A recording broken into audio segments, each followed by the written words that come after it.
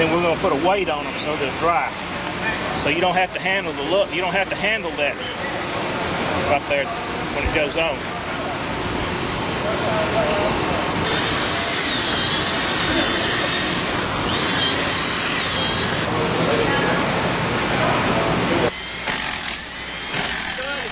It's got a tapered end on it, that when you shove that wheel up on there, the lug nut will be right there. It's a self-starting thread, so you don't have to take it and manually twist it to get it started. All it's got to do is be sitting there, and you hit it and it starts.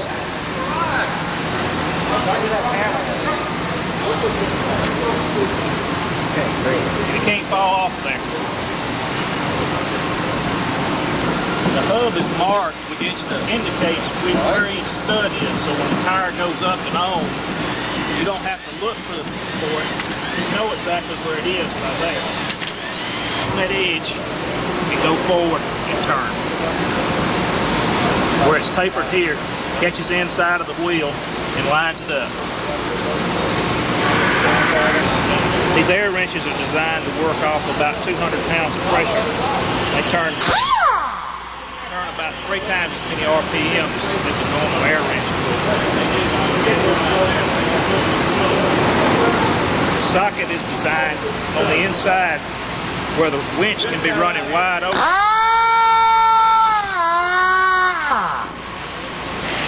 You don't have to stop for it to go on there.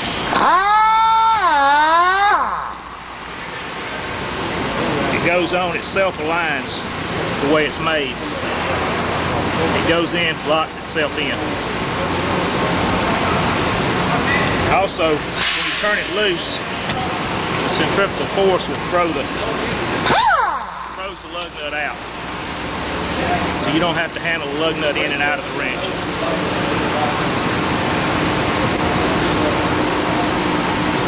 Once the wheel lines up on the hub, these will be left hanging on the outside of the stud, and all the tire man has to do is just hit each one with the wrench. We don't have to handle the lug nuts one at a time. And what we do on pit stops is that can over there fits into this fitting right here.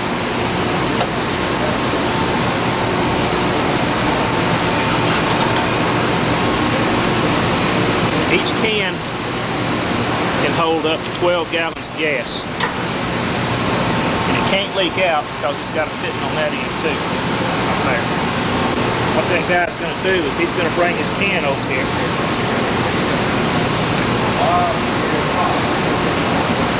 Stick it on like that.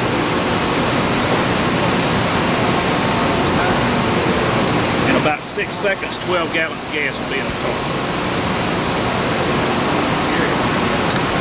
So we don't have to screw the tap off, pour the gas in. The gas really is forced through this vent. Air goes up into there, and it actually pushes it in. Once it breaks, it seals back off right there. What we have here is a regular 2.5-ton floor jack. It's been modified. It's made out of aluminum now. The cylinder is an increased cylinder, so we can get the car up off the ground in normally 3 pumps. We're in a regular floor jack that takes us about 7 pumps.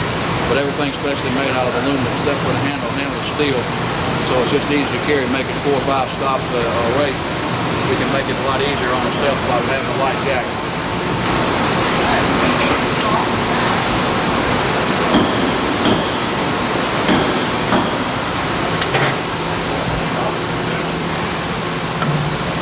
Right, in the transporter, we carry all the tools necessary to perform our duties at the racetrack. Here we have spare cans for gasoline, all our jack stands. This is a can in case we change rear end gears, catch our rear end grease. Casters for spare motors in case we change motors out. Spare belts, alternator, dry sump oil pump, shocks, oil filters, upper control arms, brake pads, batteries. This is an Oberg filter system and dry sump tank. This is what the oil is stored in. This is a filter where we can take these 4 nuts off, take the top of it off. Has a screen in there that we can check for any kind of particles out of the motor.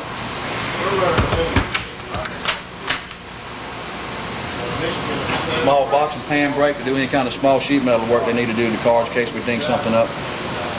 Probably nuts and bolts. Locking nuts.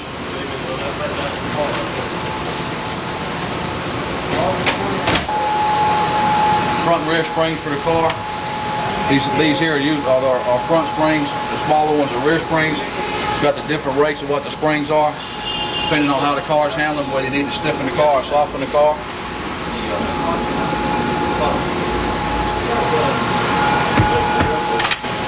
That's a spare motor.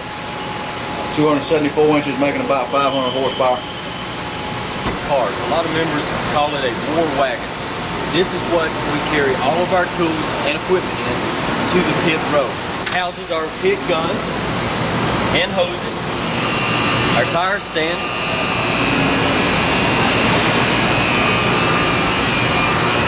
and over here it also carries the cart and the trays for our fuel cans. It just mainly carries all the equipment that we use.